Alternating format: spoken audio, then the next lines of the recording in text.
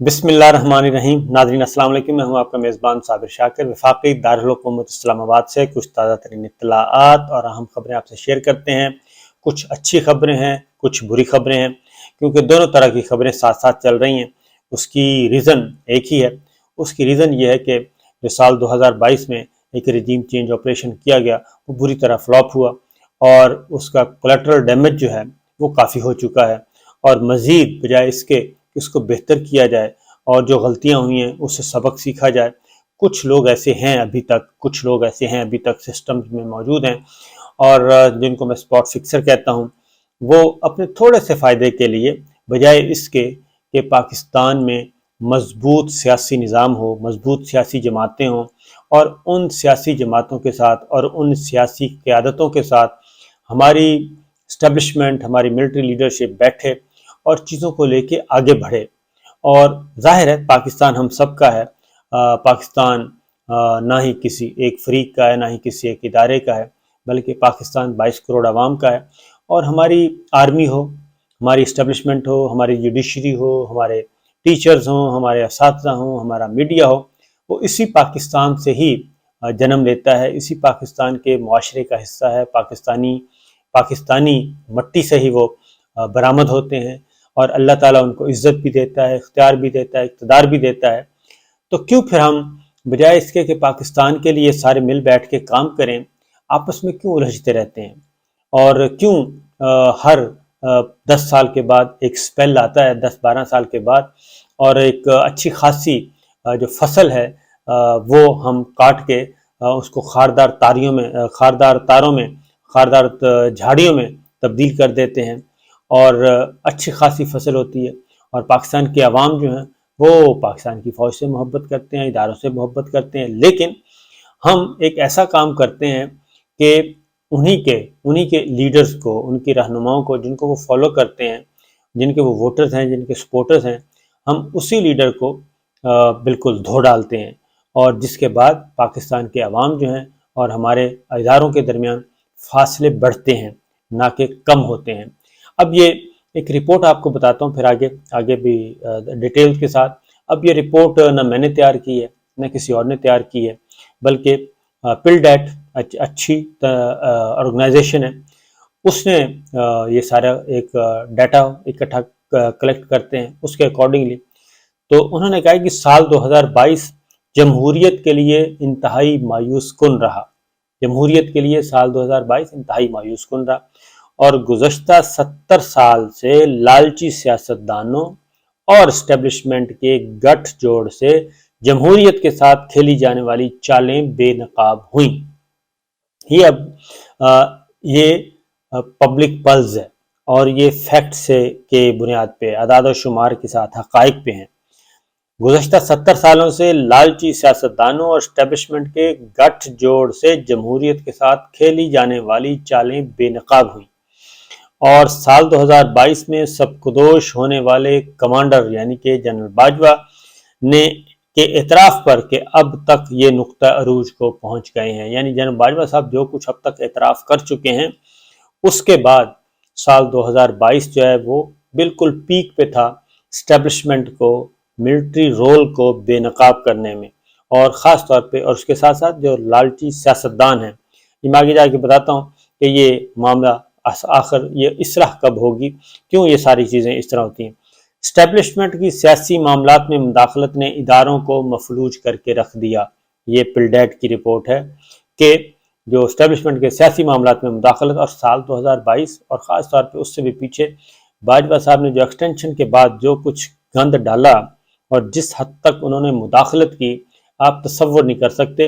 اور وہی رپورٹ، یہ پل ڈیٹ کی رپورٹ ہے کہ اسٹیبلشمنٹ کے سیاسی معاملات میں مداخلت نے اداروں کو مفلوج کر دیا، نہ جوڈیشری کی عزت رہنے دی، نہ پارلیمان کی عزت رہنے دی، نہ اپنے ادارے افواج پاکستان کی عزت رہنے دی، نہ کسی انٹیلیجنس ادارے کی عزت رہنے دی، سب کو مفلوج کیا، اور ون مین شو انہوں نے کوشش کیا کہ ون مین شو رکھا جائے، اور اپنی پاور کو انہوں نے ایکسرسائز کرنے کی کوشش کی، ہر سطح پہ پاور ایکسرسائز کی، خواہ وہ صحافیوں پہ مقدمات درج کروانے ہوں، وہ بھی وہیں سے احکامات آئے، صحافیوں کے خلاف مقدمات درج ہوئے، سیاسی مخالفین کے خلاف مقدمات درج ہوئے، یہ سارے کے سارے وہ وہاں سے یہ جنریٹ ہوتی رہی ہیں خواہشات اور احکامات۔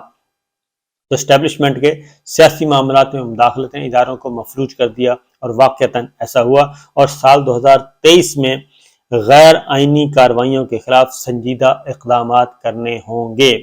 یہ جو باتیں کی جاتی ہیں نا جی، خاص طور پہ یہ وہی جی ایچ کیو ہے جو باجوہ کا تھا، اور یہ سارا الزامات عائد کرنے کیے جاتے ہیں، یا ایزیوم کر لیا جاتا ہے کہ یہ ویسا ہی ہوگا جو کچھ باجوہ صاحب کر کے گئے، اور اسی پالیسی کو کنٹینیو کرنا ہوگا۔ تو یہ جو رپورٹس آ رہی ہیں، پبلک پلز آ رہی ہیں، اور یہ ان کی رپورٹس جو ہیں، اس طرح کی آرگنائزیشن کی رپورٹ ہیں، یہ انٹرنیشنلی بھی اس کو اکنالج کیا جاتا ہے، اور انہی رپورٹس کی بنیاد پہ پاکستان کی ریٹنگ طے کی جاتی ہے کہ پاکستان میں جمہوریت کس حال میں ہے، پاکستان میں صحافت کس حال میں ہے، پاکستان کا عدالتی نظام کس حال میں ہے۔ تو اس کے بعد میرا خیال ہے کہ کوئی کہنے کی ضرورت نہیں ہے کہ ہماری جو موجودہ لیڈرشپ ہے، ملٹری لیڈرشپ اور اسٹیبلشمنٹ، ملٹری لیڈرشپ کا میں پہلے کہوں گا کہ ملٹری لیڈرشپ کی پہلی رسپانسبلٹی یہی ہے کہ وہ اس سارے معاملے کی نفی کرے اور اس میں بہتری لانے کی ضرورت ہے، ورنہ پھر وہی کچھ ہوگا جو آتا ہے، اور جو ایزیوم کیا جا رہا ہے لوگوں نے، اس کو پھر تقویت ملے گی۔ اور یہ چیزیں پل ڈیٹ کی۔ اب آگے بڑھتے ہیں کہ اسٹیبلشمنٹ سیاست سے الگ رہے تو جمہوریت کی صورتحال میں بہتری کی امید کی جا سکتی ہے۔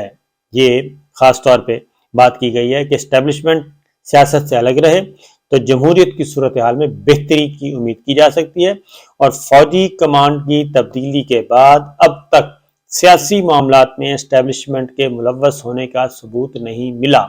تو یہ بھی اس رپورٹ کا حصہ ہے، اس کو اکنالج کرنا چاہیے کہ یہ واقعتاً اس میں بہتری آئی ہے، کیونکہ اعظم سواتی صاحب کی رہائی ہو گئی ہے، شہباز گل کی گرفتاری نہیں ہو رہی، اور سندھ ہائی کورٹ نے ریلیف دیا ہے اعظم سواتی صاحب کو، دیر سے صحیح لیکن پھر بھی انصاف ملا، اور اس کی ریزن یہی ہے کہ جو موجودہ military leadership general Asim Munir صاحب کی جو پالیسی ہے وہ یہی ہے کہ یہ مار دھاڑ اور اس طریقے سے لوگوں کو بے لباس کرنا، اور آڈیوز ویڈیوز، اس سے وہ کوسوں دور رہیں گے۔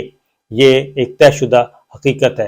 اور دوسرا ایک میں نے آپ کو یہ بتا دیا کہ یہ ہے پل ڈیٹ کی۔ اسی طریقے سے جو غیر ملکی سفارت خانے ہیں ان کے ہاں بھی یہی رپورٹ چل رہی ہے، یہی پلز ہے، اور کس نے نقصان پہنچایا؟ پاکستان کی فوج کو، پاکستان کے اداروں کو، پاکستان کی جمہوریت کو کس نے نقصان پہنچایا؟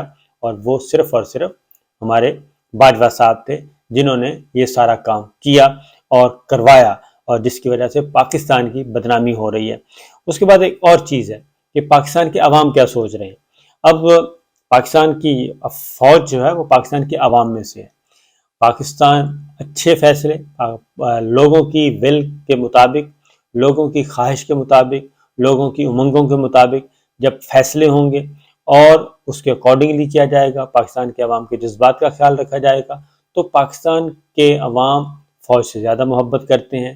اور یہ بات ذہن میں رکھیں کہ ابھی بھی ان حالات میں بھی پاکستان کی جو فوج کے جوان اور افسر ہیں ان سے ہمارے پاکستان کے عوام کو کوئی گلہ نہیں ہے۔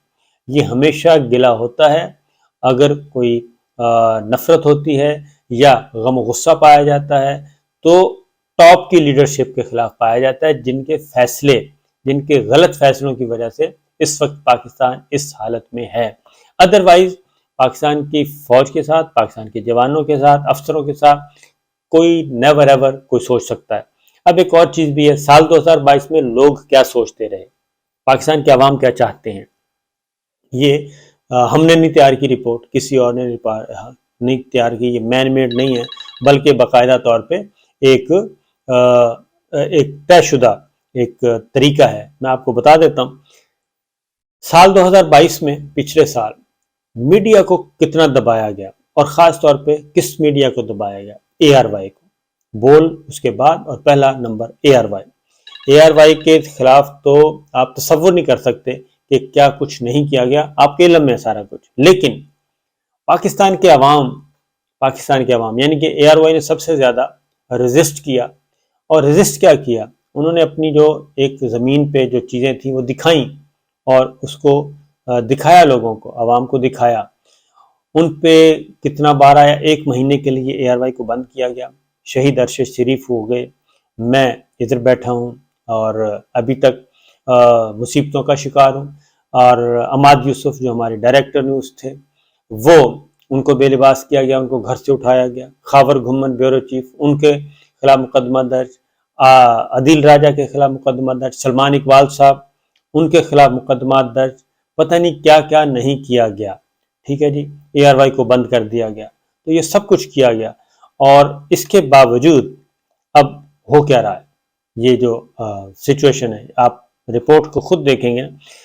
اب سال 2022 میں کون سا ٹی وی چینل کتنا دیکھا گیا اور کتنے اس کے ویورشپ بڑھی، وہ حیران کن ہے. یہ اے آر وائی جو ہے، اس میں آپ حیران ہوں گے کہ اے آر وائی کی ویورشپ سال 2022 میں 117% بڑھی ہے. 117% بڑھی ہے. سال 2021 میں 4.490. ٹھیک ہے جی، یہ نمبر تھا. اور ایئر 2022 میں، یعنی کہ سال 2022 میں 4.49 جو ہے وہ بڑھ کر ڈبل نہیں ہوا، اس سے بھی زیادہ ہو گیا، یعنی 9.756 ہو گئی ہے اس کی. یہ نمبرز آئے ہیں، تو اس سے آپ اندازہ کر سکتے ہیں کہ ویورشپ میں اضافہ ہوا. اب جبکہ جیو کی ویورشپ میں 97%، اور اس کے بعد جو ہم نیوز ہے اس کی ویورشپ میں 82%. اب یہ، اور جو سما ٹی وی ہے وہ صرف 27% پہ رہا، اور دنیا ٹی وی 51% پہ رہا، اور ایکسپریس جو ہے وہ 12% پہ رہا. اور اس کے یہ ہے ٹوٹل نمبر. تو 117% جو ہے وہ اے آر وائی کی ویورشپ بڑھی ہے. تو یہ ہے لوگوں کی رائے اور لوگوں کی مرضی اور لوگوں کی منشا کہ وہ کیا پسند کرتے ہیں اور کس چیز کو پسند کرتے ہیں. اور اے آر وائی کی ویورشپ کیوں بڑھی ہے؟ وہ اس لیے بڑھی ہے کہ اے آر وائی نے تصویر کا دوسرا رخ دکھایا. جبر کے باوجود، استبداد کے باوجود، اور شکنجوں میں مقدمات کے باوجود، گرفتاریوں کے باوجود، بے لباس ہونے کے باوجود، اور شہید ارشد شریف کے شہید ہونے کے باوجود، جو تصویر کا دوسرا رخ ہے وہ دکھایا گیا. اور اسی لیے یہ سارا کچھ ہوا. اور جبکہ پاکستان کے عوام اس کو پسند کرتے ہیں. پاکستان کے عوام نے وہی دیکھا جس پہ بین کرنے کی کوشش کی، اور پاکستان کے عوام ابھی بھی عمران خان اور پی ٹی آئی اور ان کے ساتھ جڑے ہوئے ہیں. تو بہتر، اب اس سے آپ اندازہ کر سکتے ہیں، غیر ملکی سفارت خانوں کے پاس بھی یہی اعداد و شمار ہیں، ہمارے پاس بھی یہی اعداد و شمار ہیں، آپ کے پاس بھی یہی اعداد و شمار ہیں. تو پاکستان کے فوج کو اور پاکستان کے عوام کو ایک ہونا چاہیے اور ایک دوسرے کے قریب ہونا چاہیے، نہ کہ جو پاکستان کے عوام سوچتے ہیں بالکل اس کے الرغم سوچا جائے. اور اس کی ریزن کیا ہے؟ اس کی ریزن یہ ہے کہ پاکستان کے عوام کو ہم سب نے مل کے ہی تو یہ شعور دیا ہے، کیونکہ ایک چیزیں کچھ طے ہوئی تھیں، اور جب چیزیں کچھ طے ہوئی تھیں تو اس کو جب ریورس گیئر لگا ہے اور اپنی پوزیشن کو چھوڑ دیا باجوہ صاحب نے، اور باجوہ صاحب نے کہا کہ نہیں، وہ جو پرانا جو کچھ لکھا ہوا تھا وہ تو سارا ترک کر دیا جائے، اس کو صفحہ ہستی سے مٹا دیا جائے. یہ نیا سبق ہے، اور یہ نیا منشور ہے، اور یہ نیا پلان ہے، اور اس کو اب آگے بڑھایا جائے گا. اور وہ جو مراسلہ سرکار جو ہے وہ آ گئی، تو لوگوں نے اس کو قبول نہیں کیا. اس کے باوجود کہ باجوہ صاحب اس اقدام سے پہلے باجوہ صاحب کی عوام میں پذیرائی تھی، عوام ان کو پسند کرتے تھے، اور وہ اس لیے پسند کرتے تھے کہ باجوہ صاحب صحیح راستے پہ تھے. اور جب انہوں نے غلط راستے کا چناؤ کیا تو پاکستان کے عوام نے بھی اپنا راستہ بدل لیا اور بتا دیا کہ جناب ہم یہ کام نہیں کر سکتے، اور ہم جو آپ فیصلہ مسلط کرنا چاہتے ہیں وہ ہمیں قابل قبول نہیں ہے. تو باقی انشاءاللہ، کیونکہ اس میں بھی یہ کہا گیا ہے، جو میں بات کہتا ہوں تو لوگ پھر تنقید بھی کرتے ہیں، اور بعض اوقات وہ گمان بھی کرتے ہیں. جب میں یہ کہتا ہوں کہ تبدیلی آئے گی اور نئے آرمی چیف جو آئے ہیں، نئی ملٹری لیڈرشپ، یہ ممکن نہیں ہے کہ باجوہ صاحب کے کنٹینیو کریں باجوہ صاحب کے معاملات کو، پاسبل نہیں ہے. اور ظاہر ہے ایک تبدیلی آنی ہے، آہستہ آہستہ آنی ہے، اور تھوڑا سا ٹائم تو لگے گا، لیکن یہ ممکن نہیں ہے کہ پاکستان کے عوام 22 کروڑ عوام ایک سوچیں اور پاکستان کی فوج اور پاکستان کی ملٹری لیڈرشپ کچھ اور سوچے، یہ ممکن نہیں ہے۔ اجازت دیجیے، اللہ حافظ۔